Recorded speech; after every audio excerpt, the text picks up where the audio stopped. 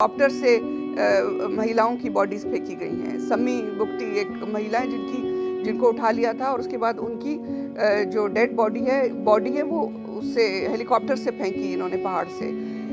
ये जो कुछ कर रहे हैं, बॉडीज हमें मिलती है जिनके ऊपर काव किया हुआ होता है पाकिस्तान जिंदाबाद।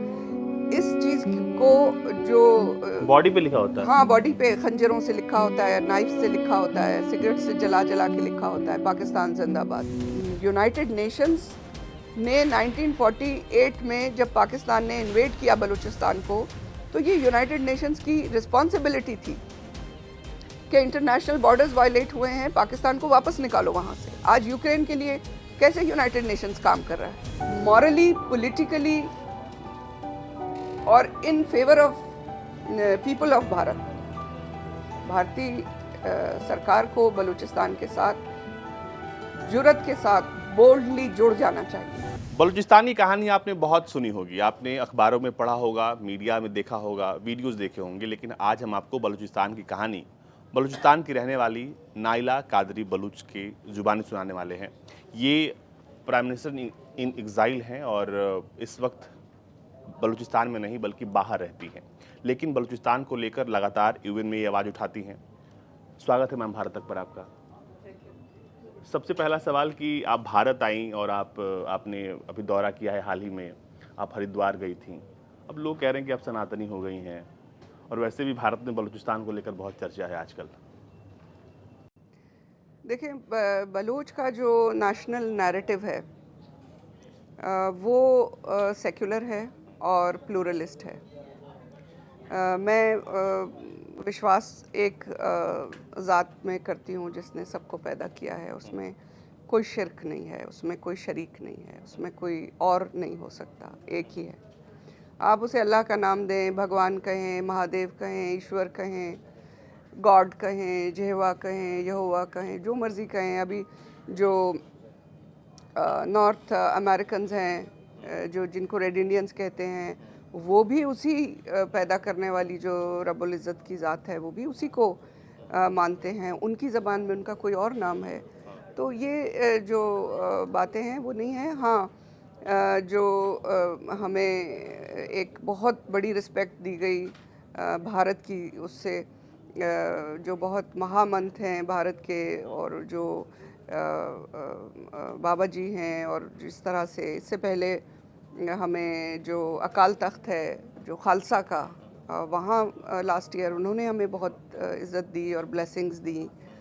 और इस बार हमें हरिद्वार पे जो हिंदू वो है सेक्रेट, मोस्ट सेक्रेट प्लेस है, वहाँ हमें बुलाया गया। इसके अलावा हमें जो वेटिकन में अगर बुलाएं, पोप इज़्ज़त दें, हम वहाँ भी जाएंगे। और ये तो खूबसूरत जगह हैं। हमें अगर यरूशलेम बुलाएं, हम वहाँ भी जाएंगे। और ये तो बहुत खूबसूरत जगह हैं जहाँ पर धर्म है, जहाँ पर माना जाता है कि इंसानियत हो, इंसान का एहतराम हो। सारे धर्म एक ही बात सिखाते हैं। और बलोच की आज़ादी के लिए मदद लेने के लिए अगर हमें मरीख पे जाना पड़े भी जाएंगे, और अगर जहन्नुम में जाना पड़े, नर्क में जाना पड़े तो भी जाएंगे। तो उसमें हमें कोई प्रॉब्लम नहीं है। हाँ, ये जो तंग नज़र लोग हैं जो बांटते हैं इंसानों को धर्म के नाम पर, मज़हब के नाम पर, इनकी जो बिज़नेस है उसको प्रॉब्लम होती है। लेकिन जो इंसानियत को मानते हैं उनके लिए सारे धर्म खूबसूरत हैं और हम सबकी इज़्ज़त करते हैं।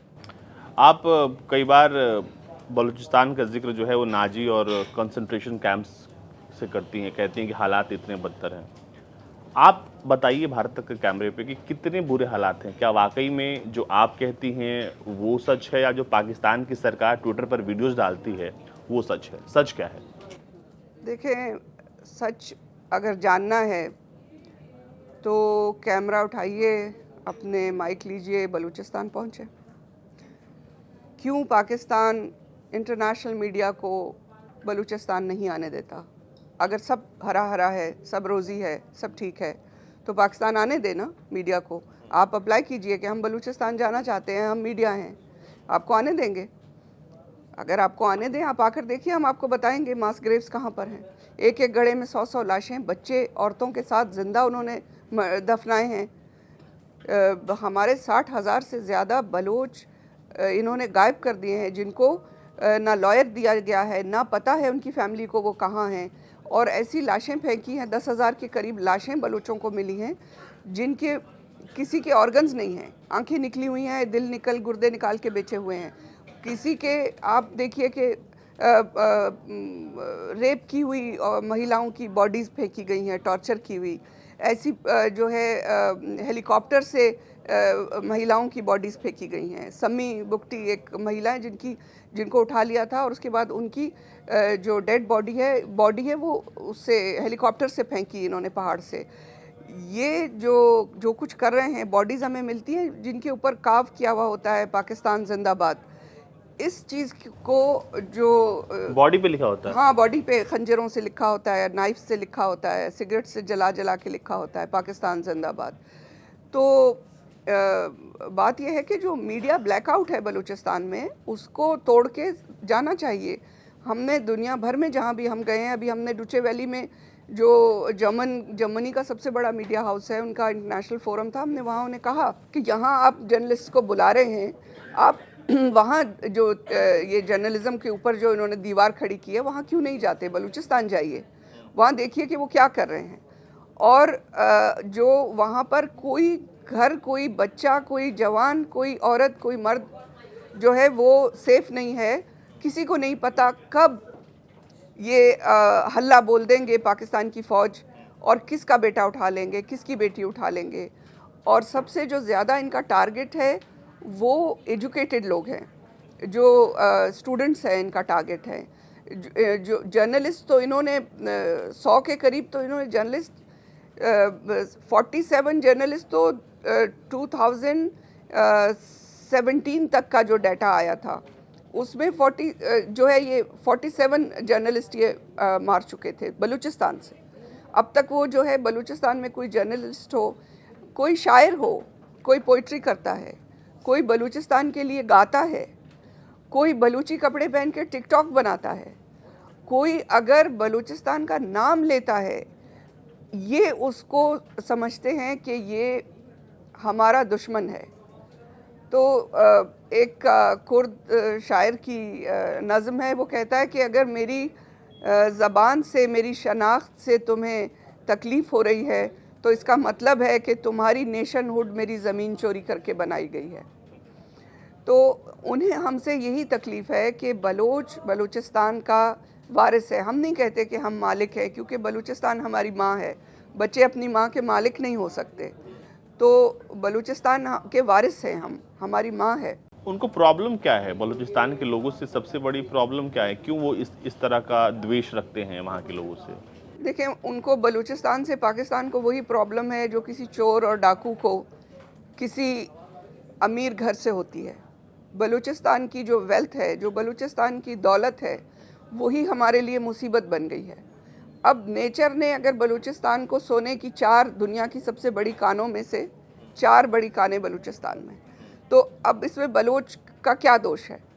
बलोच को नेचर ने डीप सी पोर्ट्स दिए हैं, नेचुरल डीप सी पोर्ट्स हैं हिंद सागर में। तो अब बलूचिस्तान की जो स्ट्रैटेजिकल लोकेशन है, जहाँ बलूचिस्तान है, वो उसको दुनिया को वहाँ से गुज़रने की ज़रूरत है, वो रास्ते दुनिया को चाहिए।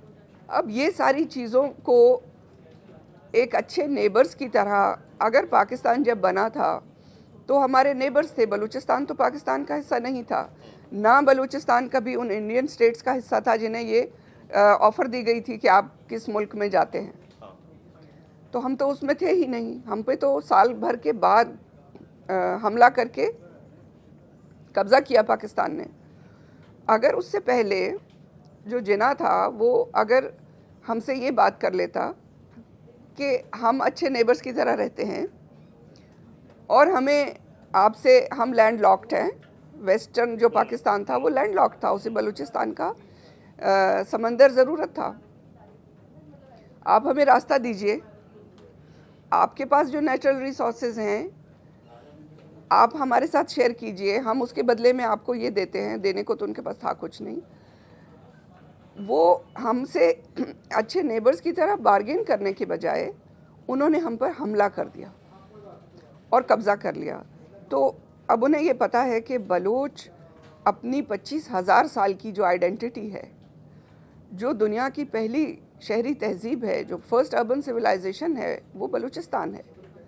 तो उसको हम अपनी आइडेंटिटी को छोड़कर एक नए आर्टिफिशियल बनाए हुए पाकिस्तान, जो ब्रिटिश ने अपनी टेस्ट ट्यूब उसमें बनाया था, हम उसकी आइडेंटिटी क्यों ऑन करें? और हमसे इज़्ज़त से बात भी ना करो, हमें लूटो। हमारे जितने लीडर्स इन्होंने टारगेट किल करके मार दिए, कत्ल कर दिए। हमारे लीडर्स 10-10 साल, 20-20 साल, 30-30 साल इनकी जेलों में रहे। हमारे लिए इन्होंने कोई ऐसा रास्ता नहीं छोड़ा कि बलोच इज़्ज़त से ज़िंदगी गुजार सके। तो बलोच पर तो ज़िंदगी ऐसे तंग कर दी गई है जैसे कंसंट्रेशन कैंप्स में नाजियों ने ज्यूस पर तंग कर दी थी। उनका गुनाह क्या था? उनका क्राइम ये था कि उनकी एक आइडेंटिटी थी, रिलीजियस आइडेंटिटी थी, जिस पे उन्हें टारगेट किया गया। हमारी नेशनल जो आइडेंटिटी है, उस पर पाकिस्तान हमें टारगेट करता है। तो ये टारगेट जो लगातार आप पर पाकिस्तान आर्मी की हम वीडियोस और खबरें देखते हैं, क्या ये वाकई में इतना ही बर्बर होता है? क्योंकि आप कह रही हैं कि ऑर्गन्स निकाल कर बेच दिए जाते हैं या फिर नहीं होते ऑर्गन्स ग्रेव्स में, कहाँ जाती हैं ऑर्गन्स? देखिए, ये ऑर्गन हार्वेस्ट जो है वो उस वक्त नाजियों को नहीं आता था ये टेक्नोलॉजी। तो वो उनको गैस चैम्बर में ना मारते, उनके ऑर्गन्स बेचते। ये पाकिस्तान, इस वक्त पाकिस्तान की फ़ौज, ये मल्टी मिलियन डॉलर्स इंडस्ट्री है कि आप एक इंसान के अगर ऑर्गन्स निकाल कर बेच रहे हैं। उसमें निश्तर हॉस्पिटल जो है मुल्तान में, पाकिस्तान में, उसकी छत से 500 बॉडीज़ मिली हैं। उसकी छत पर 500 बॉडीज़ पड़ी हुई थी, फेंकी हुई थी। ऐसे तो जानवरों को भी नहीं फेंका जाता जैसे उन्होंने हमारे भाइयों को, हमारे बच्चों को फेंका हुआ था। और उसमें औरतों की भी लाशें थी, विमेंस बॉडीज़ वर देयर। और उन्होंने बलूची कपड़े पहने हुए थे और उनके बदन ऐसे चिरे हुए थे, कपड़े फटे हुए थे, बदन चिरे हुए थे, जैसे जिंदा उनसे ऑर्गन्स निकाले हैं, पोस्टमार्टम की तरह, जैसे हम पोस्टमार्टम हाँ, करते हैं। उनके उसमें चिरे हुए थे, सीने खुले हुए थे और उसमें ऑर्गन्स नहीं थे और उन्हें फेंका हुआ था। जब ये चीज़ सोशल मीडिया में वहीं के लोगों ने रिवील कर दी तो उस पर बहुत शोर मचा और बहुत प्रोटेस्ट हुए बलूचों के कि हम, छोटी छोटी बच्चियां, हमारी छोटे छोटे बच्चे अपने बाप के लिए, अपने फैमिली मेंबर्स के लिए प्रोटेस्ट कैंप्स में जवान हो गए हैं। दुनिया का जो सबसे लॉन्गेस्ट प्रोटेस्ट है आज तक का, वो बलोच कर रहे हैं। ये हिस्ट्री है इंसानी, कभी इतना बड़ा प्रोटेस्ट नहीं हुआ। 5,100 दिन से ऊपर हो चुके हैं कि मुसलसल लोग प्रोटेस्ट में बैठे हुए हैं। मामा कदीर बलोच, जिनके अपने बेटे को इन्होंने उठा लिया और उस पर, जो कि हमारे साथी थे, हमारे बहुत क्लोज साथी थे, हम एक उसमें काम करते थे ऑर्गेनाइजेशन में, और वो एडवोकेट थे और बहुत ब्रिलियंट थे। उन्हें उठा लिया। वो तैयारी कर रहे थे कि उनके बेटे के सीने में, हार्ट में होल था और वो चाह रहे थे कि मैं किसी तरह इसकी सर्जरी करवा दूं। छोटा बच्चा था, विवरक, और उसमें उन्हें उठा लिया गया। बजाय बच्चे की सर्जरी करवाने के दादा अपने बेटे के लिए दर बदर फिरता रहा और फिर उसकी कई सालों बाद उसकी बॉडी मिली, जो म्यूटिलेटेड, टॉर्चर्ड बॉडी थी। वो जाकर मामा कदीर लाए और अपने पोते को भी दिखाई और कहा, ये है पाकिस्तान। वो बच्चा अपने बाप को ढूंढते ढूंढते उस कैंप में, और फिर दूसरे लोगों को, जो दूसरे बलोच गायब हैं, उनके लिए वो जवान हो गए हैं बच्चे। इस तरह से बहुत सी बच्चियां हैं। सम्मी है, सम्मी जो है वो डॉक्टर दीन मोहम्मद की बेटी है। डॉक्टर दीन मोहम्मद हमारे बहुत ही क्लोज फ्रेंड थे और साथी थे। उनको उठा लिया जब ये बच्ची का सर्जरी हुई थी। एक बाप पे क्या गुजर रही होगी कि मेरी बच्ची किस हालत में है। उसे उठाकर ले गए और आज तक डॉक्टर दीन मोहम्मद का पता नहीं चला। 14 साल हो रहे हैं। वो बच्ची बड़ी हो गई है कैंप्स में, उसकी एजुकेशन, उसकी इमोशनल लाइफ, उसकी ज़िंदगी। डॉक्टर महारंग हमारी बच्ची है, उसके फादर गफ़ार लांगव हमारे दोस्त थे, हमारे साथी थे। एक बार उन्हें उठा कर ले गए, बहुत टॉर्चर किया। उसके बाद वो जेल में थे, मेरी उनसे मुलाकात हुई। We met in a jail somewhere in Khuzdar. तो वो हंस रहे थे, वो बहुत ही बहादुर थे। उन्होंने कहा कि जो कुछ इन्होंने मेरे साथ किया उससे वो हमें रोक थोड़ी सकते हैं। आज़ादी एक ही रास्ता है, हमारे पास और कोई रास्ता नहीं है।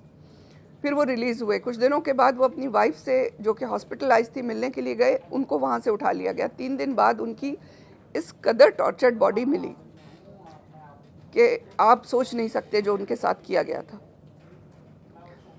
वो बच्ची किस हालत से गुजरी, आज वो दूसरे बलूचों के लिए आवाज़ उठा रही।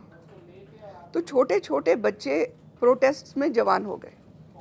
मैं एक छोटी बच्ची थी जब, मुझे ये याद है कि हमारे जो मेरे फादर जब घर से जाया करते थे तो मेरी वालदा, मेरी माँ जो है, वो देखा करती थी कि उनके हर वक्त घर के सामने इंटेलिजेंस खड़ी होती थी, पाकिस्तान की सीक्रेट एजेंसीज, और जैसे वो कोर्ट के लिए निकलते थे वो उनके पीछे पीछे जाती थी।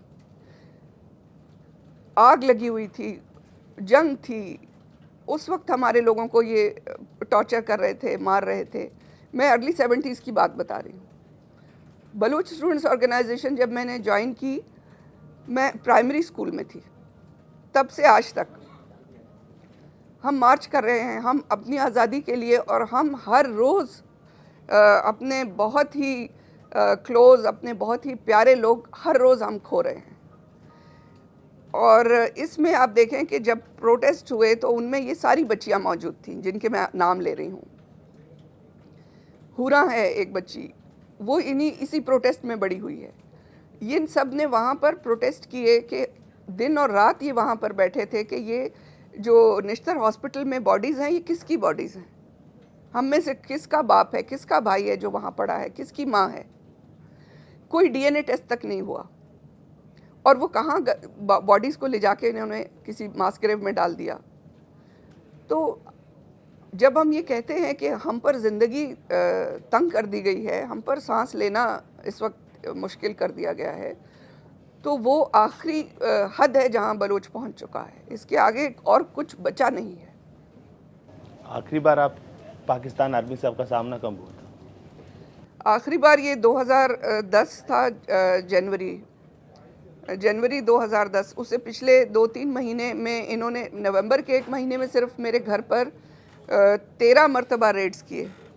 13 मरतबा इन्होंने मुझे अरेस्ट करने के लिए रेड्स किए थे। और उससे पहले ये मेरे हस्बैंड को, मीर मुस्तफ़ा रईसानी को उठा कर ले गए थे। 2 साल ये टॉर्चर सेल्स में उनको रखा। उनकी बॉडी पर ऐसे कटे हुए निशान हैं, उनका गोश्त काट कर उसमें केमिकल डालते थे।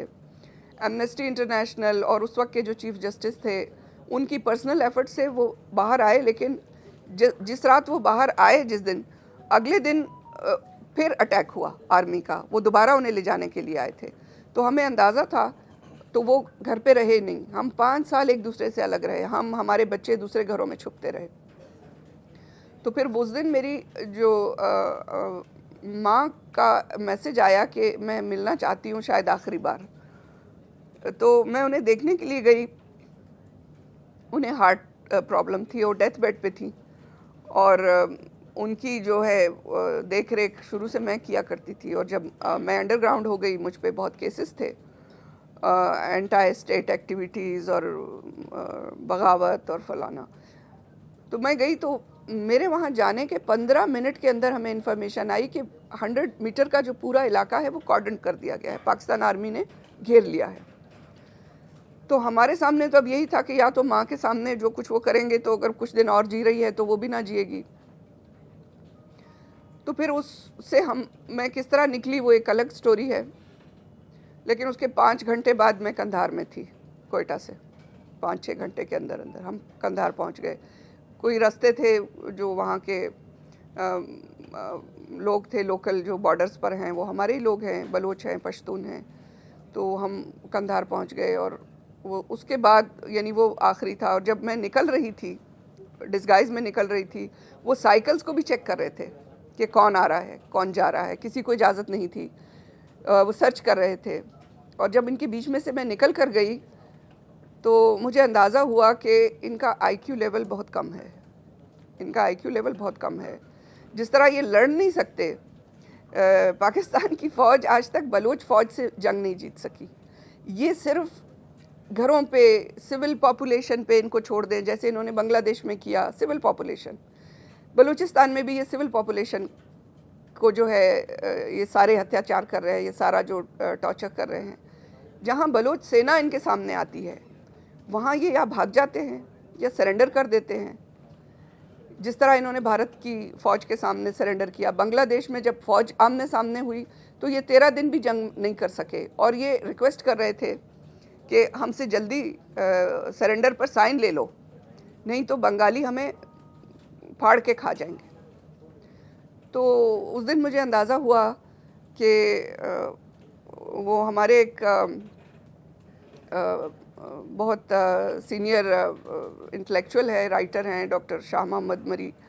उनका एक बात है जो हमारे सब पसंद करते हैं बहुत। उन्होंने कहा कि किसी को जो बद्दुआ दी जाए, श्राप दिया जाए, तो कहते हैं जाओ तुम्हारा दुश्मन सब स्टैंडर्ड हो।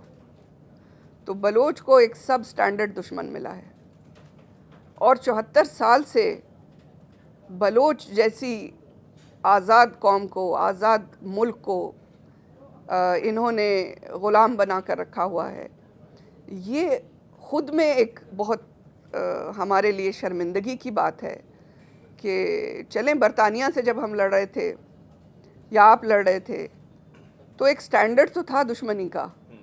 अब हम बरतानिया के नौकरों से, उनकी प्रॉक्सी से 74 साल में लड़ रहे हैं और इसमें सारा जो इनका टैलेंट नहीं है, ये तो बिकने वाले हैं। सारा मसला इंटरनेशनल कम्युनिटी का है।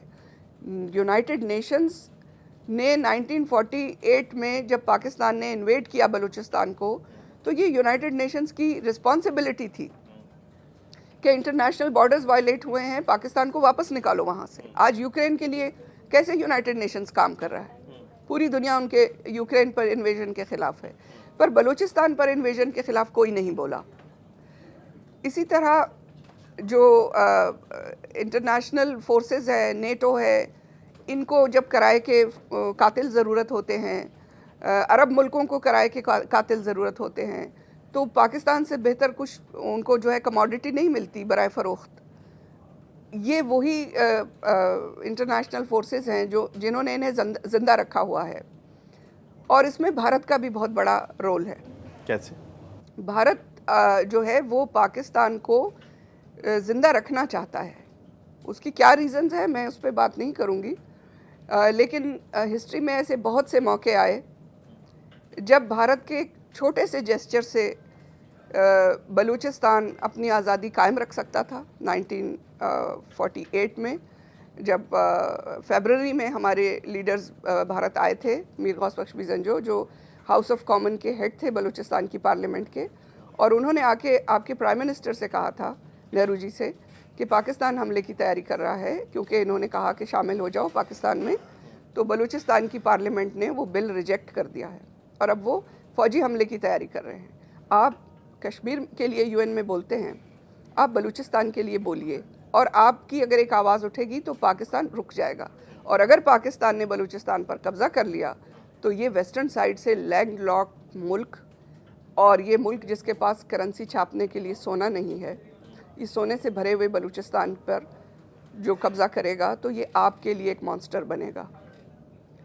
तो मीर साहब की बात तो सच साबित हुई, लेकिन भारत ने उस पर कोई एक्शन नहीं लिया। मौजूदा हाल में क्या लगता है? हाँ? मौजूदा स्थिति को देख के क्या लगता है? वही 71 में भी यही सिचुएशन थी। 71 में नवाब अकबर ख़ान बुगटी वो आए थे, इनसे मिले थे शेख मुजीबुर रहमान से। सिंधु देश के जो लीडर थे साईं GM सैयद, वो आकर मिले थे, और बलोच, सिंधी, पश्तून, बंगाली, ये सब इकट्ठे हो गए थे कि हम पाकिस्तान में नहीं रहना चाहते। बांग्लादेश एक एक्सीडेंट था। हम बांग्लादेश की आज़ादी का क्रेडिट, पॉलिटिकल क्रेडिट हम आपको नहीं देते, ये आपका डिसीजन नहीं था। आपको शायद उसमें हुआ ये कि जो भारत की आर्मी है वो एक केपेबल आर्मी है, और पाकिस्तान की जो आर्मी है उसको लड़ना आता ही नहीं, तो वो 13 दिन के अंदर अंदर सरेंडर कर गई। अब बांग्लादेश बन गया लेकिन उस वक्त जो बाकी पाकिस्तान था, जो पाकिस्तान में नहीं रहना चाह रहे थे, उनके लिए आपकी प्राइम मिनिस्टर ने कहा एनफ। ये जो एक चांस था, अगर 48 में भारत एक बोल्ड स्टैंड लेता बलोच के लिए, अगर 71 में भारत एक स्टैंड लेता, तो ये जो इतना जेनोसाइड बलोच का हो रहा है ये ना होता। आज भी भारत को जो रोल प्ले करना चाहिए इस रीजन की पावर होने के हिसाब से, हमारे नेबर्स होने के हिसाब से, इंटरनेशनली एक वर्ल्ड पावर होने के हिसाब से, और फिर जिस धर्म की आप बात करते हैं, जिसमें कहते हैं कि पूरी इंसानियत एक फैमिली है, मॉरली, पॉलिटिकली और in favour of people of Bharat, भारतीय सरकार को बलूचिस्तान के साथ जुर्रत के साथ बोल्डली जुड़ जाना चाहिए कि ये जो कुछ हो रहा है हम इसे पसंद नहीं करते, और जो लोग अपनी आज़ादी मांगते हैं ये उनका राइट है। हम पाकिस्तान का इंटरनल इशू नहीं है, ये दो मुल्कों का इंटरनेशनल कॉन्फ्लिक्ट है, बिल्कुल वैसे ही जैसे यूक्रेन और रशिया का कॉन्फ्लिक्ट। बलूचिस्तान और पाकिस्तान दो अलग मुल्क हैं। इस कॉन्फ्लिक्ट के लिए बात करने में कोई इंटरनेशनल लॉ आपको नहीं रोकता। मौजूदा सरकार से आप क्या अपील करेंगे, क्योंकि जो पहले की सरकारों का जो उदासीन रवैया रहा, लेकिन अब की सरकार से लगता है कि आप कुछ अपील करना चाहेंगे, क्योंकि सरकार। देखिए, अपील करने को तो हमने कहा ना कि हम तो सबसे अपील कर रहे हैं। अभी यूरोप के 7 मुल्कों में हम गए, इसके बाद और मुल्कों में हम जा रहे हैं। हमने यूनाइटेड नेशंस में मुसलसल हम ये इशू को रख रहे हैं कि बलूचिस्तान ऑक्यूपाइड है और बलूचिस्तान में जेनोसाइड हो रहा है, एट्रॉसिटी क्राइम्स है, जो यूनाइटेड नेशंस का मैंडेट है कि आकर रोके। सबसे पहले यूएन की रिस्पॉन्सिबिलिटी है, जो हमारा क्रिटिसिज्म है कि यूएन पूरा नहीं कर रहा। लेकिन यूएन में जिन मुल्कों को आवाज़ उठाने की ज़रूरत है वो आवाज़ तो उठाएं। हमारे लिए और कुछ मत कीजिए, सिर्फ यूनाइटेड नेशंस में आप ये बात रखिए, हम जो बात रखते हैं हमारे साथ जुड़िए। इसमें कोई वायलेशन नहीं है, इसमें कोई वायलेंस नहीं है। हम नहीं कह रहे कि आप अपनी सेना भेजें, बलोच सेना कैपेबल है, बलोच सेना अपनी जंग खुद लड़ सकती है। आप सिर्फ इतना कीजिए कि इंटरनेशनल कम्युनिटी पाकिस्तान को बलूचिस्तान से बाहर निकलने का ऑर्डर कर दे। तो बलूचिस्तान की सेना की जब बात हो रही है तो बीएलए का बड़ा जिक्र आता है। हाल के दिनों में हमने देखा कि बीएलए ने बहुत सारे हमले किए, और अंतर्राष्ट्रीय मुल्क जो हैं जिनकी बात आप कर रही हैं, कई मुल्कों ने उसे टेररिस्ट ऑर्गेनाइजेशन घोषित किया हुआ है। तो ये बीएलए कौन है? क्या ये आपसे जुड़े हुए लोग हैं? लोग तो कहते हैं कि ये आतंकी हैं। देखें, बलोच 60 मिलियन बलोच हैं, 60 मिलियन दुनिया में फैले हुए हैं। हम सब एक माँ के बच्चे हैं बलूचिस्तान के, और बलूचिस्तान की धरती के रिश्ते से सब जुड़े हुए हैं। और बलूचिस्तान के लिए एक स्टेप भी जो उठाए वो सब हमारे लिए बहुत सेक्रेड है। जो बलूचिस्तान की गवर्नमेंट इन एग्जाइल है, इंटरनेशनल लॉ के हिसाब से हम पीसफुल वे में, डेमोक्रेटिक वे में डिप्लोमेसी करते हैं, सिफारतकारी करते हैं, एडवोकेसी करते हैं। हम बलूचिस्तान का इशू रेस करते हैं, हमारा इतना काम है। जिस दिन बलूचिस्तान आज़ाद होगा, बलूचिस्तान के लोग अपनी सरकार खुद चुनेंगे, फेयर इलेक्शन के ज़रिए वो अपने लीडर खुद चुनेंगे। हमारा जो आज तक का काम है वो ये है। इसी तरह जो बलोच सेना है उनका अपना काम है, और वो अपनी कमांड खुद करते हैं, उनकी कमांड बाहर से कोई नहीं करता। वो आतंकी है कि नहीं है? सुभाष चंद्र बोस आतंकी थे या नहीं? भगत सिंह आतंकी थे? सवाल मैंने आपसे पूछा, बताइए। आप बताइए। ये लोग कहते हैं, क्योंकि अमेरिका, यूके ने तो कहते हैं ये आतंकी संगठन है। देखें, पाकिस्तान की जो मैनिपुलेशन है, जो मक्कारियां हैं पाकिस्तान की, और जो पाकिस्तान डर्टी वर्क करता है लोगों के लिए, उसको प्लीज़ करने के लिए इस तरह की अगर जो स्टिकर्स टेररिज्म के बलोच आर्मी पे लगाए जाते हैं, हम बिल्कुल उसको पसंद नहीं करते।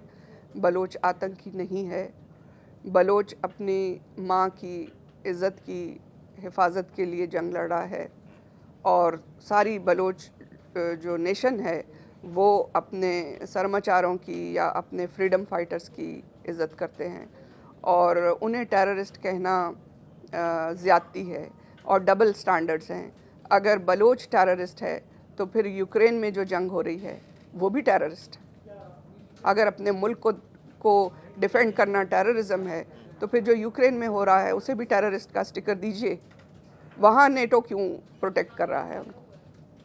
तो ये डबल स्टैंडर्ड है क्योंकि हम यूरोप में नहीं हैं। तो ये डबल वही स्टैंडर्ड देश हैं, ये वही देश हैं जो आपको आतंकी, ये लोग आतंकी कहते हैं, अमेरिका और यूक्रेन को नेशनलिस्ट कह रहे हैं, नेशनलिस्ट और फ्रीडम फाइटर्स कहते हैं। तो यहाँ तो आप ये तो दुनिया को देख लेना चाहिए कि ये डबल स्टैंडर्ड्स हैं।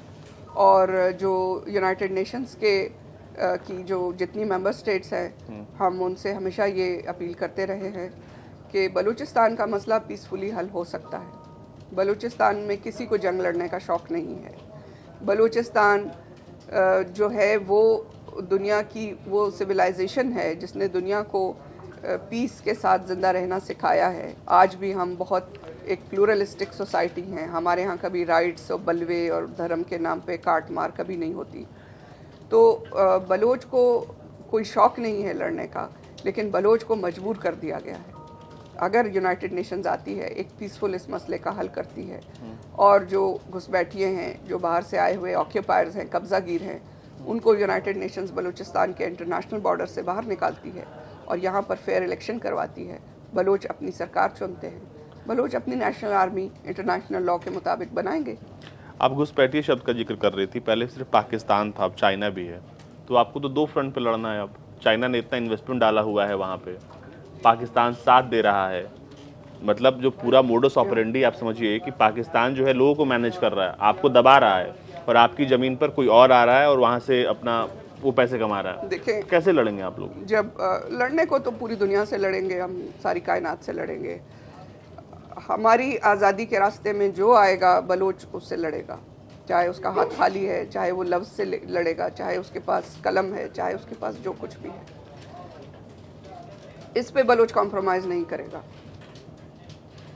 चाइना को आने से पहले सोचना चाहिए था और बलोच से पूछना चाहिए था। चाइना ने पाकिस्तान के ज़रिए आए हैं और पाकिस्तान की फ़ौज को अपने सामने लेकर आए हैं और फ़ौज ने चाइना की डेवलपमेंट प्रोजेक्ट से पहले आकर जेनोसाइड शुरू किया है, एथनिक क्लींजिंग शुरू की है। तो ऐसा प्रोजेक्ट जो हमें हमारे घर बुलडोज करके बनता है, हमारे जो फिशर फोक हैं, जो हमारे मेद हैं, महागीर हैं, उनको समंदर में जाने से रोकता है कि आप मछली नहीं पकड़ सकते, और उनके ट्रॉलर्स आके स्वीप करके बलूचिस्तान के समंदर से ले जा रहे हैं। हमारी मैरीन लाइफ ख़तरे में है इस वक्त, हमारी ह्यूमन लाइफ ख़तरे में है, हमारी वाइल्ड लाइफ ख़तरे में है, और ये जो सिविलाइजेशन है, बलूच सिविलाइजेशन है, ये ख़तरे में है। इसमें जो है चीन हो या जैसे बैरक गोल्ड है, एक कंपनी है जो पहले साउथ अफ्रीका में लूटमार करती रही, अब कनाडा में रजिस्टर करके वो बलूचिस्तान में गोल्ड माइनिंग करने के लिए पर तोल रही है। लेकिन इन सबको इंटरनेशनली हर फोरम पर बलूचों के जितने भी ग्रुप्स हैं, ऑर्गेनाइजेशंस हैं, सब ने इस चीज़ को क्लियर किया है कि बलोच के रिसोर्सेज, बलोच की ज़मीन, बलोच की सोवरेनिटी से पहले आने की कोशिश मत करें, क्योंकि ये आप जो हमारा जेनोसाइड हो रहा है, आप उसमें पार्टनर बन रहे हैं। तो आप जो क्राइम अगेंस्ट ह्यूमैनिटी है, आप उसमें पार्टनर बन रहे हैं। और पाकिस्तान को जो सपोर्ट करता है, चाहे IMF है, चाहे वर्ल्ड बैंक है, चाहे यूनाइटेड स्टेट्स ऑफ अमेरिका है या कोई और है, वो असल में जो कुछ पाकिस्तान को दिया जाता है, पाकिस्तान उसे बलोच के, सिंध के, पश्तूनों के और जो रिलीजियस माइनॉरिटीज़ हैं, जो हिंदू हैं, जो क्रिश्चियंस हैं, सिख हैं, उन सब के मर्डर्स में, उन सब के बेसिक ह्यूमन राइट्स की जो वायलेशन हो रही है, उसमें खर्च करता है। तो ये क्राइम है, आप इस क्राइम में पार्टनर मत बने। लेकिन आप दो फ्रंट पे लड़ाई होगी आपके साथ, अब चाइना पाकिस्तान एक साथ। मुझे एक बात और समझाइए कि जब पाकिस्तान आर्मी बीते कई सालों से आपके साथ जुल्म कर रही है, लेकिन क्या जब सरकार बदलती है पाकिस्तान में तो आदमी का भी रवैया बदलता है या वही रहता है? देखिए, पाकिस्तान में सरकार कभी नहीं बदली। पाकिस्तान में सरकार आर्मी ही की है। वो उनके मास्क बदल जाते हैं। वहाँ पे कोई सरकार नहीं है, वहाँ कोई डेमोक्रेसी नहीं है, वहाँ कोई जुडिशरी या वहाँ पर जो पार्लियामेंट है या वहाँ पर जो मीडिया है, वो सब के सब आर्मी के इशारों पर काम करते हैं। वो सब मास्क हैं आर्मी के, वहाँ आर्मी ही रूल करती है। तो गवर्नमेंट चेंज होने से कोई फ़र्क नहीं पड़ता। और इसमें एक चीज़ ये भी नज़र आती है कि पाकिस्तान की एक बहुत बड़ी शिकस्त है कि वो ये समझ रहा है कि वो बलूचिस्तान पर अकेला कब्जा कायम नहीं रख सकता। उसके लिए वो कभी ईरान से जुड़ता है, कभी तुर्की से जुड़ता है, कभी वो सऊदी को कहता है कि आके इन्वेस्टमेंट करो, कभी वो चीन को लेकर आता है। वो अपने लिए बाहर से सहारे ढूंढ रहा है। ये भी एक उसकी जो डिफीट है, ये उसका कन्फेशन है। तो बलूचिस्तान के दो तरफ से बॉर्डर लगते हैं, एक अफगानिस्तान और एक ईरान। तीन तरफ से, तीन एक तरफ पाकिस्तान।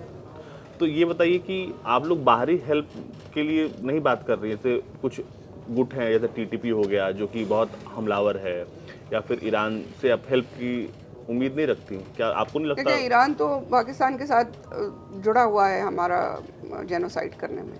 वो दोनों मिलके कर रहे हैं क्योंकि दोनों ने बलूचिस्तान चोरी किया हुआ है। तो हमें ईरान से क्या एक्सपेक्टेशन हो सकती है? ईरान में रॉयल गवर्नमेंट थी भी, वो हमारा जेनोसाइड कर रहे थे। इस्लामिक गवर्नमेंट है, वो भी हमारा जेनोसाइड कर रहे हैं।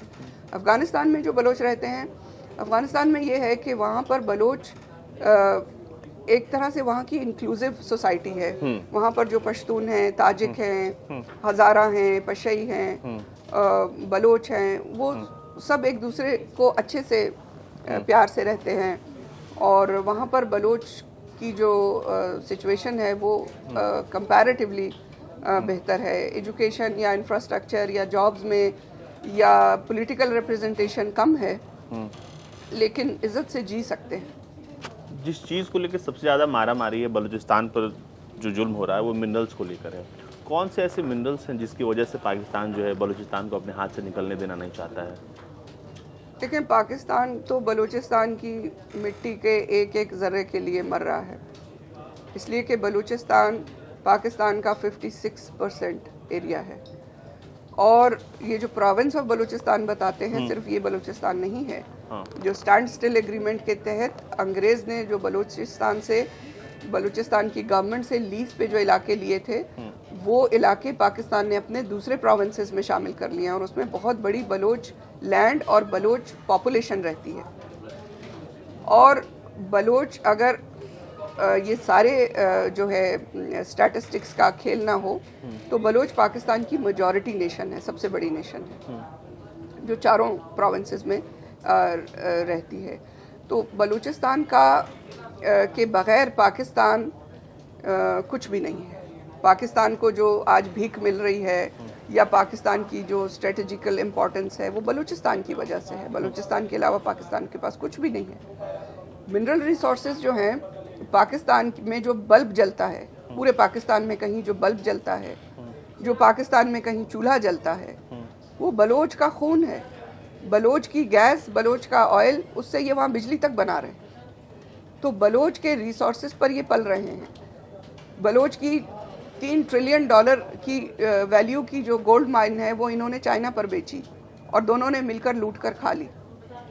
बलोच के जो मिनरल रिसोर्सेज हैं, वो उसमें यूरेनियम है, उसमें मोलिब्डेनम है, उसमें गोल्ड है, उसमें क्रोम है, सब कुछ है।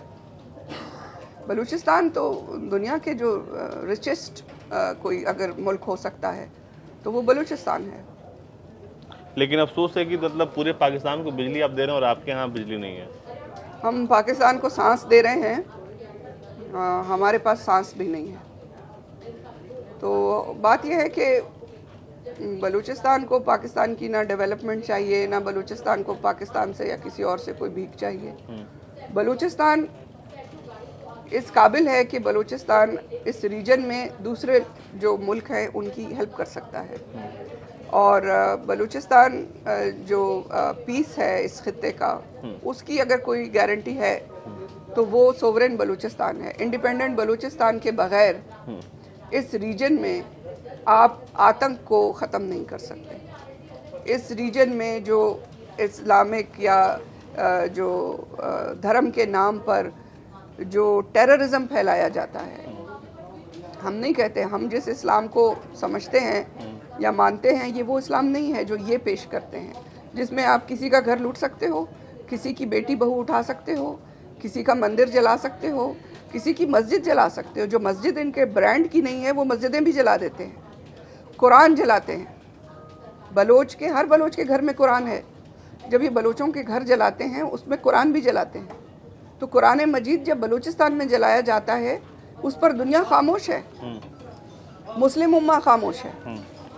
जब स्वीडन में जलता है तो वो यूनाइटेड नेशंस में इशू बनता है, वही कुरान बलूचिस्तान में जलता है, उस पर कोई नहीं बोलता। तो ये जो कल्चर है कि आप एक धर्म को इस्तेमाल करें, जिस तरह ज़ियाउल हक ने रेफरेंडम कराया पाकिस्तान में, तुम इस्लाम मांगते हो तो फिर ज़ियाउल हक प्रेसिडेंट होगा। तो ये इनके जो ये मैनिपुलेशन है धर्म की, रिलीजन की, इस्लाम की, इसको अगर रोका जा सकता है तो बलोच प्लूरलिस्ट है। अगर बलोच मुसलमान है तो वो किसी का घर नहीं जलाता, अगर बलोच हिंदू है तो वो किसी का घर नहीं जलाता। वो सब प्लूरलिस्ट लोग हैं, प्यार से साथ जीने वाले लोग हैं। इस कल्चर को, इस सिविलाइजेशन को ख़तरा है। और जिस दिन बलोच ये जंग हार गया तो फिर ये जंग आपको लड़नी पड़ेगी। आज जो आप कोजी बैठे हुए हैं एयर कंडीशंस में, यहाँ एक मोहम्मद शाह रंगीला रहा करता था, दिल्ली में बादशाह था। तो जब उसे कहा गया कि फ़ौजें आ रही हैं शमाल से, तो वो अपनी रंगरलियों में मसरूफ़ था। उसका ख्याल था कि ये कोजी कंफर्टेबल ऐश और इशरत हमेशा रहेगी। तो वो कहता था हुनूज़ दिल्ली दूर अस्त, अभी दिल्ली बहुत दूर है उनसे। तो आप लोग भी अगर इस खुशफहमी में हैं तो ना रहें, दिल्ली दूर नेस्त। पाकिस्तान तो देखिए वैसे वो प्रॉक्सी वॉर तो इंडिया के खिलाफ लड़ता ही रहता है, उसका मतलब हर दूसरे दिन कुछ ना कुछ कर रहा है और धमकियां भी देता है। लेकिन जो सबसे बड़ा कंसर्न है कि बलूचिस्तान को लेकर पाकिस्तान की सेना, पाकिस्तान की सरकार का जो स्टैंड है वो कुछ ऐसा है कि ये वो लोग हैं जो लगातार सरकार को टारगेट करते हैं। मतलब हाल के हमलों की अगर बात की जाए तो कहते हैं कि ये तो आतंकी है जी जो हम पे हमला कर रहे हैं, ये कोई आंदोलनकारी नहीं है। उनके कहने से क्या होता है? वो तो कहते हैं कि हिंदू बुरे होते हैं, गंदे होते हैं, और उनका जो टेक्स्ट है, जो उनकी किताबें हैं, वो इसी से शुरू होती हैं कि हिंदू जालिम था, हिंदू मुसलमानों को जीने नहीं देता था, इसलिए हमने अपना मुल्क बना लिया। अब ये और बात है कि उनसे ज़्यादा मुसलमान हिंदुस्तान में रहते हैं आज भी, जो नहीं गए उनके कहने पर। वो भारत को ही अपनी माँ समझते हैं, वो भारत को अपनी धरती समझते हैं, रहते हैं। तो उनके कहने की क्या बात है, वो तो झूठी बोलते हैं। बलूचिस्तान मौका मिला तो वापस जाएंगे? किसी बच्चे से पूछो कि मौका मिले माँ से मिलोगे? हम हर दिन ये कहते हैं कि नेक्स्ट मुलाकात बलूचिस्तान में होगी, क्योंकि आपके लिए कोई वहाँ इंतजार भी तो कर रहा है। ये जी, हमारी माँ इंतज़ार कर रही है, हमारी मिट्टी इंतज़ार कर रही है, हमारी धरती इंतज़ार कर रही है, हमारी कौम इंतज़ार कर रही है, बलोच इंतज़ार कर रहा है। इंटरनेशनली जब आप लोग पाकिस्तान को लताड़ लगाती हैं यूएन जैसे मंचों पर, तो आपसे बाद में आफ्टर बिहाइंड द कैमरा में मुलाकात होती है, कभी कुछ बोलते हैं क्या? हाँ, कोशिश बहुत करते हैं। रिटेलिएशन होता है? बहुत तरह से होता है। बताइए विस्तार से, कब हुआ था ऐसा और क्या कहते हैं वो? एक तो इनडायरेक्ट मैसेजेस आते हैं, धमकियाँ आती हैं, मारे जाओगे। जैसे करीमा का मर्डर हो गया तो बानो करीमा मिस्टीरियसली हमारे साथ यूएन में थी, हम इकट्ठे थे, और बहुत ही ब्रिलियंट बलूच लीडर थी, और मुझे बहुत होप्स थी, उम्मीदें थी। अब मुझे लग रहा था कि मुझे जब कुछ हो गया तो करीमा संभाल लेगी, पर वो करीमा ही को उन्होंने टारगेट कर दिया और उसकी बॉडी एक पानी के लेक में से मिली। तो वो धमकियाँ हमें मिलती रहती हैं। इसके अलावा भी अगर किसी इंटरनेशनल फोरम पे जब वो हमें देखते हैं तो धमकी नहीं दे सकते। Thank you. तो उसमें फिर वो जो मक्कारी उन्हें आती है वो करते हैं, जर्नलिस्ट बन के आ जाते हैं कुछ इस तरह, और आइए इकट्ठे चलते हैं, आइए। तो फिर हम कहते हैं कि आप और हम इकट्ठे नहीं चल सकते। तो वो कहते हैं मैं फ़लाने न्यूज़पेपर से हूँ, मैं जर्नलिस्ट हूँ। मैंने कहा पता नहीं भाई जर्नलिस्ट हो या ईसाई हो, तो इकट्ठे नहीं चल सकते। हम और पाकिस्तानी अब इकट्ठे नहीं चल सकते। चाहे वो इंटरनेशनल फोरम्स हों, चाहे वो बलूचिस्तान के मामलात हों, हमारा इकट्ठा चलना इसलिए नामुमकिन हो गया है कि अगर मर्दों से जंग हो तो मामले हो सकते हैं, पर जिसने हमारी बेटियों को बेआबरू किया है उससे हम बात नहीं करेंगे कभी नहीं। जिनेवा में हमने देखा आप जितने बलूचिस्तान की जो आप लोगों की संस्था है उसने बहुत मैसिव स्केल पर प्रोटेस्ट किया पाकिस्तान के खिलाफ। आपको क्या लगता है कि ये जो आप लोग की लड़ाई है उसको लेकर आप लोग के जो प्लान्स हैं वो तो आप लोगों के पास होंगे, आने वाले वक्त में जिस तरह का यूएन का रवैया है ये बहुत टाइम टेकिंग नहीं लगता आपको कि बहुत लेंदी प्रोसेस हो रहा है? इसमें देखिए बहुत से मसाइल हैं। यूएन को फंडिंग कौन कर रहा है? इसमें चाइना का बहुत बड़ा रोल है। चाइना कैसे मैनिपुलेट करती है, हमारी जो वहाँ पर एनजीओज काम करती हैं उनको एकोसैक जो स्टेटस है वो नहीं मिलता। बलोच का नाम आ जाए तो यूएन में प्रॉब्लम शुरू हो जाते हैं। बहुत सारे हमें वहाँ पर मसाइल हैं और जाहिर है 74 साल यूएन ने ले लिए, बलूचिस्तान का मसला हल नहीं हुआ, तो जाहिर है टाइम टेकिंग तो है, पर अब क्या कर सकते हैं। इसको तेज़ करने के लिए ही तो हम आप लोगों के पास आते हैं। आपकी भारत सरकार के किसी भी नुमाइंदे से बात हुई है आपकी अब तक इस मसले को लेकर बीते कुछ सालों में? लेकिन जो डिप्लोमेसी के काम है वो तो अलग होते हैं। हाँ, लेकिन आप लोग मतलब इस तरफ देख रही हैं क्योंकि आप लोग को भी जी हाँ। एक और सवाल ये कि बलूचिस्तान अगर आज़ाद जब हो जाता है, सब कुछ हो जाता है, तो आप लोग क्या स्ट्रक्चर जो है बलूचिस्तान के लिए आप लोगों ने तैयार किया? बलूचिस्तान के लिए जो बलूचिस्तान की जो गवर्नमेंट है इन एग्जाइल, जो जलावतन हुकूमत है आज़ाद बलूचिस्तान की, उसका एक कॉन्स्टिट्यूशन है और उस कॉन्स्टिट्यूशन के मुताबिक जो बलूचिस्तान हम देख रहे हैं, जब बलूचिस्तान की नई सरकार बनेगी, हमारा काम तो वहाँ ख़त्म हो जाएगा जहाँ बलूचिस्तान आज़ाद होगा। उसके बाद हम इर्रेलेवेंट हैं। फिर बलूचिस्तान के लोग अपनी सरकार खुद बनाएंगे और वो अपना कॉन्स्टिट्यूशन खुद बनाएंगे। तब तक का जो ये प्रोविजनल कॉन्स्टिट्यूशन है ये मुकम्मल डेमोक्रेसी है और बलूचिस्तान में जो 60 मिलियन बलूच हैं दुनिया में बिखरे हुए हैं, वो सब बलूचिस्तान के वारिस हैं। उन सबको राइट है कि वो बलूचिस्तान में जाएं और बलूचिस्तान में रहें और बलूचिस्तान के जितने रिसोर्सेज हैं वो सारे बलूचों की इक्वल प्रॉपर्टी है और बलूचिस्तान में रिलीजन के नाम पर, जेंडर के नाम पर, रंग, कास्ट, क्लास, ज्योग्राफिकल इलाके कोई कहाँ का है, या वो औरत है या मर्द है या कोई तीसरा जेंडर है, या उसका धर्म क्या है, उसका मज़हब क्या है, ये कोई डिस्क्रिमिनेशन नहीं होगी। इक्वालिटी और पीस और पीसफुल को एग्जिस्टेंस दुनिया के जितने मुल्क हैं उनके साथ हमारा जो विज़न है इस वक्त साउथ एशिया के लिए और एशिया के लिए और दुनिया के लिए, कि हम देख रहे हैं कि बलूचिस्तान के जो नेबर नेशंस हैं, जैसे ईरान है या अफ़गानिस्तान है या सिंधु देश है, इंडिया है, इसके अलावा जो जैसे बांग्लादेश है या और मुल्क हैं, हम ये देखते हैं कि हमें ज़रूरत नहीं है कि हम बॉर्डर्स पर बॉब वायर्स लगाएं, लाइन ऑफ कंट्रोल्स बनाएं, सेना खड़ी करें, फ़ौज खड़ी करें।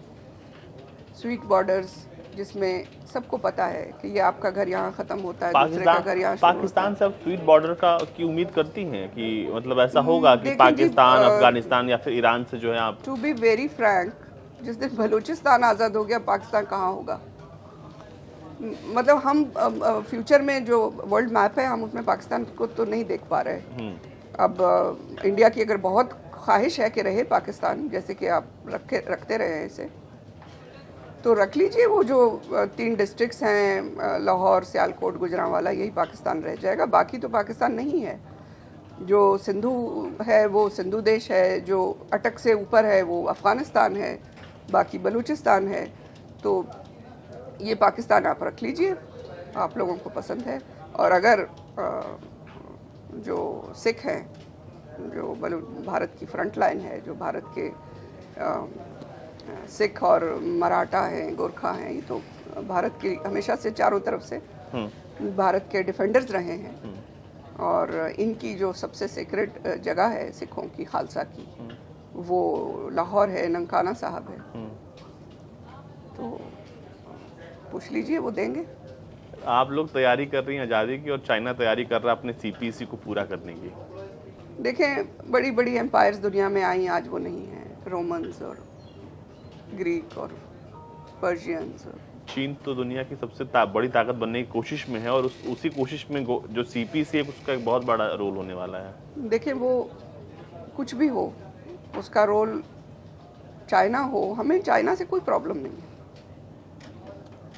चाइना की जो ये रिजीम है, ये जिस तरह से दुनिया को देख रही है एक न्यो इम्पीरियलिस्ट पॉइंट ऑफ व्यू से, उसको दुनिया में कोई पसंद नहीं कर रहा। चाहे अफ्रीका हो, चाहे यूरोप हो, चाहे कनाडा हो, चाहे भारत हो, चाहे बलूचिस्तान, इसे कोई पसंद नहीं कर रहा। तो उनको अपनी पॉलिसीज़ को दोबारा देखने की ज़रूरत है। और बलूचिस्तान में इन्वेस्टमेंट तभी हो सकती है जब बलूच एक इंडिपेंडेंट मुल्क हो। जब तक बलूचिस्तान इंडिपेंडेंट मुल्क नहीं है, बलूच किसी को इजाज़त नहीं देते कि वो वहाँ पर इन्वेस्टमेंट कर सके। लेकिन इसके लिए तो पूछा तो ज़्यादा नहीं आप लोगों से, आज तक किसी ने नहीं पूछा। 48 के बाद किसी ने किसी भी चीज़ की इजाज़त मांगी आप लोगों से? जो चाहिए हुआ ज़रूरी नहीं है कि कोई हमसे मांगे इजाज़त, हम बगैर मांगे नहीं देते। हम उम्मीद करते हैं कि आप इस लड़ाई में आपको जो है सफलता मिले, क्योंकि आप लोग, हम देख रहे हैं बहुत सारे मंचों पर लगातार पाकिस्तान को आप लोग घेरती हैं। तो सबसे बर्बर तरीके से जो पाकिस्तान कर सकता है वो आपके बेटी बहनों के साथ करता है, उसको लेकर बहुत आवाज़ उठती है। कहते हैं मतलब सबसे घिनौना इस तरह कुछ करते हैं वो लोग। जी हाँ, बोलते हुए जो गूज़बम्स है, बोलते हुए दिल जो है टुकड़े हो जाता है। अभी एहसान अर्जुमंदी एक बलोच हैं, नॉर्वेजियन बलोच हैं, जो 12 साल पाकिस्तान के टॉर्चर सेल्स में रहे हैं। उन्होंने आकर यूनाइटेड नेशंस में टेस्टिमनी दी है कि उनकी आंखों के सामने जो कुछ होता रहा है वो बहुत ही खौफनाक है। आप उसे देख सकते हैं, उस रिपोर्ट को, जो बलोचों के साथ उन्होंने किया, उन्होंने खुद उनके साथ हुआ। वो अब तक ठीक नहीं है, उनके ट्रीटमेंट्स हो रहे हैं। उन्होंने अपनी आंखों के सामने एक बलोच लड़की को मॉलेस्ट होते हुए और टॉर्चर होते हुए देखा, और उसके बदन में वो ड्रिल कर रहे थे मशीनों से, और फिर उसको तड़पता हुआ मरने के लिए छोड़ कर चले गए। जो बाकी बलोच प्रिजनर्स थे वो सेल्स में थे, वो सब देखते रहे। मुनीर मेंगल जो हैं, वाजा एक जर्नलिस्ट थे, और वो बलूच चैनल बनाना चाह रहे थे बलूची ज़बान में, और उसके लिए वो कोशिश कर रहे थे। उन्हें टॉर्चर किया गया, उन्हें अबडक्ट किया गया। 2 साल उनके वेयर अबाउट्स नहीं थे। उन्होंने वहाँ पर जरीना मरी, जो एक स्कूल टीचर थी, यंग स्कूल टीचर थी, उन्हें देखा बहुत बुरी हालत में। और पाकिस्तान की फ़ौजी मुनीर जान से कह रहे थे कि इसको रेप करो, और वो बिल्कुल कपड़ों के बगैर थी और वो रो रही थी। और उसने मुनीर से कहा कि भाई तुम अपने हाथों से मेरा गला दबा दो। अभी उन्होंने माहल नाम की एक बलूच हमारी बच्ची को उठाया। उसकी अपनी छोटी छोटी 2 बच्चियां हैं। उसके हस्बैंड को, उसकी फैमिली के कई लोगों को ये शहीद कर चुके हैं। उसको उठा लिया और कहा कि इससे हमने सुसाइड जैकेट निकाली है। झूठ था। उसको उसकी फैमिली के सामने उठाया गया, बच्चियों के सामने, रात के 12 बजे। और वहाँ पर सारे गेस्ट भी कुछ आए हुए थे उनके घर में। सब ने देखा कि वो बच्ची सो रही थी, उसको घर से उठा कर ले गए, उससे कुछ नहीं था। और उसको टॉर्चर किया। उसकी बच्चियों को भी साथ उठा के ले गए थे। अगले दिन उसकी बच्चियाँ, मदर इन लॉ थी, वो रिलीज़ हुए क्योंकि प्रोटेस्ट हो रहे थे बाहर उसके। तो वो उन्होंने बताया कि हमने पूरी रात महल की चीखों की आवाज़ें सुनी, पूरी रात उसे टॉर्चर किया। उसके बाद हमें नहीं पता उसकी क्या हालत है। वो जो मदर इन लॉ हैं, गुल बीबी, उनकी बेटी भी एक ह्यूमन राइट्स एक्टिविस्ट है। तो उनको हार्ट अटैक हो गया, वो जी ही ना पाई। कुछ दिन वो प्रोटेस्ट करती रही अपनी बहू के लिए, और फिर उनका हार्ट अटैक हो गया। और पाकिस्तान के जो मीडिया चैनल्स हैं, उन्होंने अंडर कैप्टिविटी माहल के इंटरव्यू किए कि देखा तुमने क्यों फ्रीडम फाइटर्स की बात सुनी, क्यों तुमने, और वो क्वेश्चन किए जो उनको आर्मी बता रही थी, और वो बच्ची जो जवाब दे रही थी उसकी आंखों का खौफ, और वो देख रही थी कि कोई सामने खड़ा है। ऐसे मीडिया ट्रायल्स हमारी बच्चियों से ये करवा रहे हैं। बहुत मतलब अभी एक बच्ची नजमा बलोच, वो इतनी खूबसूरत बच्ची थी जैसे परी कोई आसमान से उतर के आई, और वो 300 बच्चों को पढ़ा रही थी फ्री में, वॉलंटरीली, क्योंकि हमारे जो स्कूल हैं वो फौज ने कब्जा कर लिए हैं, उनको बैरक्स बना लिए हैं, हमारे पास स्कूल्स नहीं हैं। तो वो बच्ची 300 बच्चों को एक हट बनाकर लकड़ियों की, और वहाँ पढ़ाती थी फ्री में। और वहाँ पर जो मेजर था कैंप में, वो एक अपने लोकल पॉन के ज़रिए उसको मैसेज कर रहा था कि तुम कैंप में आओ और आकर सेक्सुअल फेवर्स दो और हमारे लिए स्पाइंग करो। तुम पढ़ा रही हो, पढ़ने का मतलब ये है कि तुम फ्रीडम फाइटर्स के साथ जुड़ी हुई हो। वही चाहते हैं कि बलोच पढ़े। वो बच्ची ने कहा कि ये पाकिस्तान नहीं है, ये तुम्हारी माओ बहनों का कल्चर है सेक्सुअल फेवर्स देना, हम नहीं देते, हम बलोच है। तो उसको मैसेज आया कि अगर आज रात तुम ना आई तो तुम्हें भी उठा लिया जाएगा और तुम्हें पता है तुम्हारे साथ क्या होगा। तो उसने बोर्ड पर लिखा एंड ऑफ द स्टोरी, और उसने आत्महत्या कर ली, सुसाइड कर लिया, खुदकुशी कर ली। ये है बलूचिस्तान। इतना कुछ होने के बाद कभी पाकिस्तान की सरकार कांटेक्ट करने की कोशिश करती है आपसे? हमसे कांटेक्ट की बहुत कोशिश होती है, बहुत हमें मैसेजेस आते हैं पर्सनल लेवल के ऊपर कि क्या चाहिए, तुम्हारे पास है क्या देने के लिए। आपको पैसे?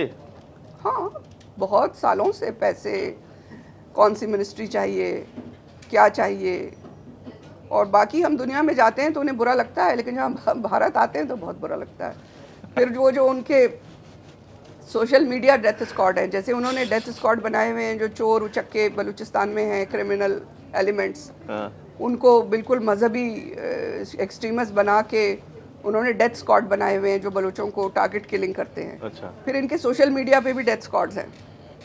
वो बलूच बन के फिर बलूच लीडरशिप को डिस्क्रेडिट करने के लिए काम शुरू कर देते हैं कि ओ ये तो बलोच ही नहीं है। अच्छा। ये तो फलां नहीं है। हाँ।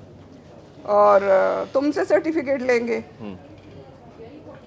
तो ये सारे काम भी करते हैं। फिर मतलब उसके बाद मैसेज आता है कि भाई बात कर लो।